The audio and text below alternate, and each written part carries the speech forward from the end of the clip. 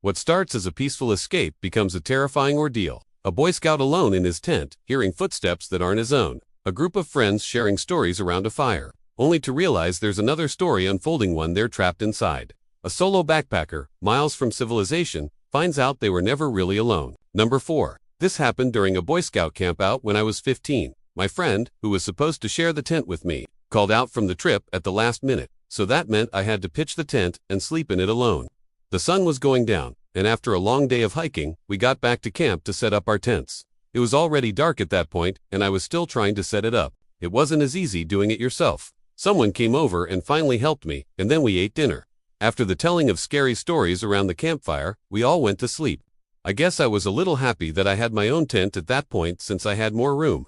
I fell asleep quickly, but woke up in the middle of the night to the sound of somebody stomping around my tent. I immediately assumed it was another scout going to take a leak or something. You may be thinking that all our tents were pitched right next to each other, but our scoutmasters actually had us pitch our tents far apart, so I was pretty far from my closest scoutmates. The stomping around the tent seemed to just be going around in a circle. So, at that point, I was sure somebody was messing with me. I asked who it was, and in response to that, they stomped off into the woods. I almost found myself going out and following them, but I figured it wasn't worth it and just tried to fall back asleep. But after that, it was hard to...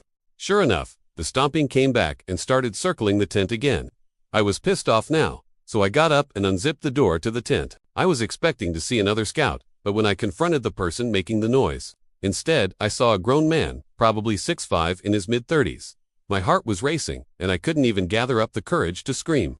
The man gave me a creepy smile and then brought his finger to his lips, signaling for me to be quiet. I did a quick 180 and sprinted to my scouting's tent, screaming like a baby. He ran out before I even reached the tent, and I told him about the man I saw. He and the other scoutmaster ran over to my tent with one of the hunting rifles, but they didn't find the man. They did, however, pick up on the tracks the man left walking around the tent. We were all told to bring our tents closer together, like literally right on top of each other. The trip was cut short the next day, and we all went home. I have never gone camping since, and I never will again.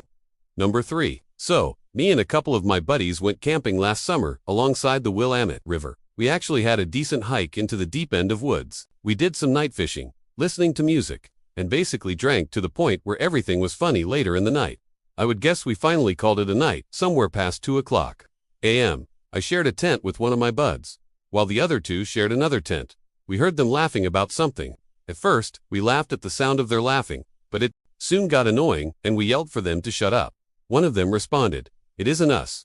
I sat up, startled at the response.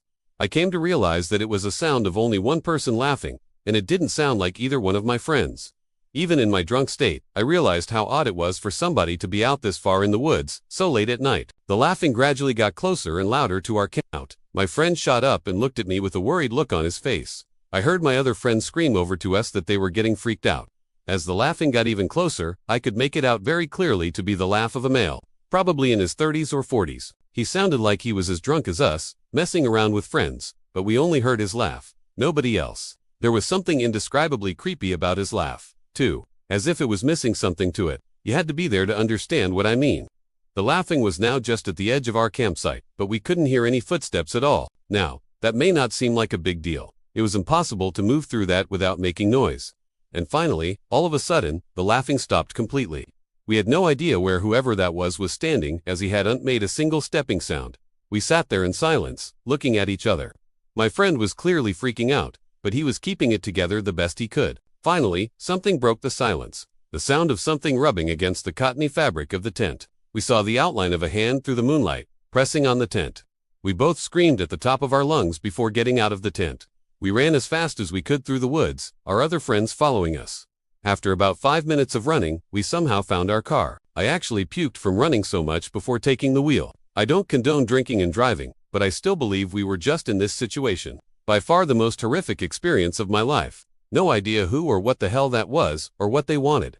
Number 2, after college, I went backpacking in the Canadian wilderness for a few weeks by myself. To put this in perspective, I was in the middle of nowhere. The nearest town was a 3-hour bus ride away, and I only saw one other person who was from a distance. He was in a canoe during the entire 7 days. I brought a few disposable cameras with me, as this was before digital cameras were too widespread. I took a lot of pictures. When I got home, I had them developed and took a look at them. The pictures were standard nature shots until I got about halfway through my first camera. There were 2 pictures of me asleep in my tent in my sleeping bag. I literally freaked out when I saw it, and I had a complete breakdown. To this day, I have no idea how those pictures got taken. I haven't been camping since, and I sleep with my door open and my curtains shut, and I still get the paranoid feeling that whoever took those pictures is still watching me somehow. Number 1. My boyfriend and I decided to go out to the gorge for some quality time camping. We had always gone with several other people, but this was the first time it was just us 2. When we got out of our car to prep our gear for the mile hike back to the camping spot, 2 sketchy-looking dudes came out of the trailhead, eyed us, and went back onto their old-school Volkswagen camper van. I had a weird feeling, but shrugged it off and proceeded back to our camping spot. I had previously camped in the same area a handful of times, and I knew it pretty well. Once we got back there, I knew of a handful of different camping spots and proceeded to check them all out for the one that would be ideal for us. I noticed what looked like someone camping further up the hill, so I picked a spot a little further down where we'd most likely be out of sight. Not out of earshot, though, as I heard him yelling with someone else back over on the trail. It was starting to get dark by the time we got everything set up. So, I figured I'd start looking for firewood. Suddenly, this guy appears out of nowhere and asks us if we'd like any help and offered to sell us a bundle of firewood for $10. I laughed because we were in the woods, thus surrounded by wood, which I could pick up off the ground for free. He then said that I would unfind much because they'd already cleared it out over the past few weeks. I asked him how long he'd been camping up there, and he said almost a month. I already had the creeps about him, and he claimed he was up there by himself. I asked him why I heard him yelling with someone then, and that he had referred to more people when he was talking about the wood. He stammered and was like, yeah, there's some dudes I know camping over there, up on the other side of the river. Then he proceeds to tell us that he's been lonely since he arrived. He was from Pennsylvania, took a bus to Lexington, and had been living in the woods back behind where I currently work. I knew exactly where he was talking about because I saw some homeless people, immigrants, and drug addicts coming in and out of those woods every day. So basically, he was a homeless man who somehow got a ride out to the gorge and decided he would just live there instead. He had been living on snakes, bugs, and selling firewood for money, but he said we were the first people he'd seen in a few weeks. His stories were all over the place, and I knew he was lying about a lot of what he told us. He wasn't alone, even if he claimed to be. He even took us to his camp where there were tons of stuff for several guys, not just one. He said he liked camping up top where he could see everything and everyone, then showed up our campsite. He had a straight shot view. By now, it was dark and he helped us get a fire going. I was trying to politely get him on his way back up the hill so I could have a minute to process all of this. When he left, I started whispering to my boyfriend that there was no way in hell I could sleep with that lying sketchy homeless creep right up the hill. We didn't have a gun, knife, or even a dog to protect ourselves if we needed to. My boyfriend somehow convinced me to stay a little longer, so we planned to stay the night. But all throughout the night, we heard twigs and branches snapping around our tarp, as if somebody was watching us. It was that man. I knew he was standing out there watching us. I said, let's quietly get our underscore together and get the hell out of there, which we did, only we left our new tarps set up, because they would make too much noise and he'd know we were leaving. As soon as I stood up with my pack, ready to get the hell out of there, he yells, leaving so soon? We proceeded to get away from there as quickly as possible. The most disturbing thing, as we were getting away from there, the man yelled for us to come back. That only made us go even faster.